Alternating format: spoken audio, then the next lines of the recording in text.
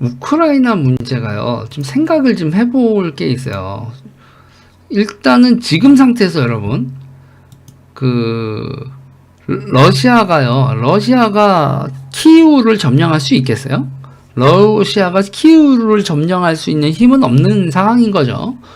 그러니까 후퇴를 했고, 그죠? 그리고 이제 동부 지역을 장악을 하고 있는 상태인데, 그러면 역으로요, 우크라이나가 키이우를 점령할 수도 없고, 아니, 그러니까 러시아가 키이우를 점령할 수도 없고, 우크라이나가 러시아가 점령하고 있는 동부를 탈환할 수도 없는 상태예요.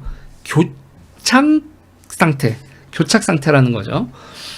그러니까 맨 처음에 이제 여러분 레즘 체인지라는 말 들어봤어요? 레즘 체인지라는 말을 들어보셨는지 모르겠는데, 그러니까 레즘 하면 이제 보통 이제 김정은 레즘 뭐 이런 식으로 얘기하는데, 우리말로 하면은 번역이 딱 떨어지진 않는데 정권을 바꿔버린다. 뭐 이 정도 느낌이죠. 정권 교체는 우리는 투표해서 바꾸는 그런 거 말고 강제적으로 가서 뭐 공작을 또는 뭐 납치를 하건 뭘 하건 거기에 정체를 바꿔버린다, 질서를 바꿔버린다 이런 건데, 지도자도 바꾸고 그 나라가 돌아가는 질서도 바꾸고 이런 걸 이제 레짐 체인지라고 하는데, 러시아가 우크라이나의 레짐 체인지를 시도를 했는데 실패한 거죠. 레짐 체인지를 시도했다가 실패를 해놓고서, 그러니까 우크라이나의 자기네들 딸랑이 짓 하는 그런 괴뢰 정부를, 괴뢰 정부를 세우는 걸 실패했단 말이에요. 그러니까 레짐 체인지는 실패했어요. 근데 여기서 이제 골 때리는 게 뭐냐면, 우크라이나 대통령이 앞으로 계속 러시아에 반대하는 애국주의 정권이 계속 그렇게 들어설 가능성이 정말 높아졌어요. 그나마 우크라이나가 선거를 통해서 친러 대통령이 들어설 수 있었던 기반이 동부 지역이거든요. 그러니까 동부 지역에 친러시아적인 국민들이 많은데, 그 국민들을 싹 다 이번에 그 오른쪽 분리 독립을 시켜 버리면, 점령하고 돈바스 지역하고 이쪽 오른쪽 동부 지역을 이렇게 점령해 버리면, 이제 앞으로 서쪽 우크라이나, 지금 러시아가 점령하지 않는 서쪽 우크라이나에서 대통령 선거하면 앞으로는 계속 그냥 반러 정부가 계속 설 수밖에 없는 상황, 이렇게 돼버렸단 말이에요. 그러면 이제 무력으로 레짐 체인지가 실패하고 오른쪽을 딱 떨어져 나가면 우크라이나는 반러 국가가 되는 거예요. 반러 국가가 되는 건데, 이렇게 되면 러시아하고 우크라이나의 긴장 관계는 끝도 없이 가는 거죠. 그럼 보세요. 러시아가 동부 영토를 얻었어. 그러면 지금 이 동부 영토를 인정한 상태에서 휴전이 되느냐? 휴전이 되겠어요? 그럼 러시아는요, 그러니까 우크라이나가 자기네들 영토를 뺏긴 거를 인정하고 휴전을 한다고 하면 그게 휴전이 되지 평화협상이 되겠냐고요.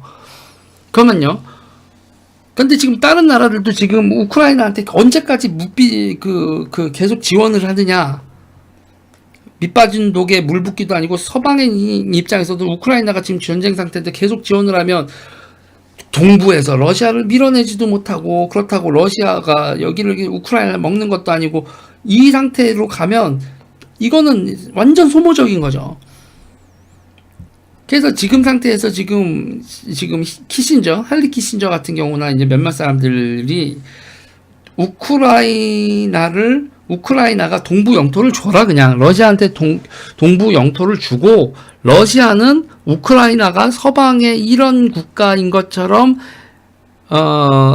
그렇게 편입되는 거에 대해서 일종 나토 가입이나 이렇게까지는 아니더라도 서방 동맹국, 서방 우호국, 서방의 일원이 되는 거에 대해서 영토 맞바꾸고 평화협정을 한다는 건데, 그게 될까?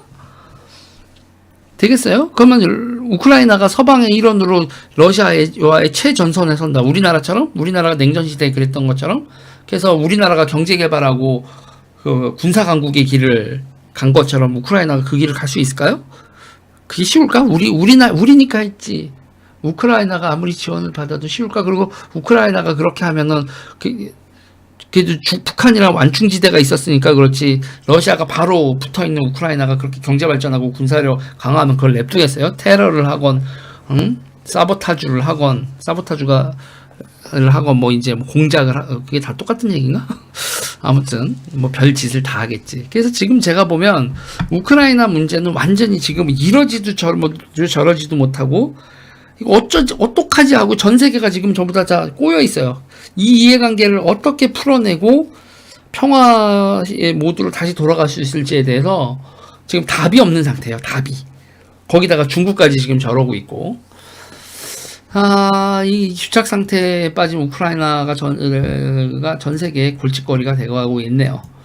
이 와중에 여러분, 러시아가, 우크라이나가 지금 요번에 이준석 대표 갔다 오고 난 다음에 얘기가 나오는 게, 우크라이나가 이제 원자력 발전소 뺏겼잖아요. 원자력 발전소하고 전기 발전소 이런 거, 러시아한테 점령당하고 이런 것 때문에 발전소를 지으려고 하는데 아무래도 저기는 또 체르노빌 악몽도 있어가지고 원자력 좀 조심스럽긴 한기도 하지만 지금 답이 없는 거죠.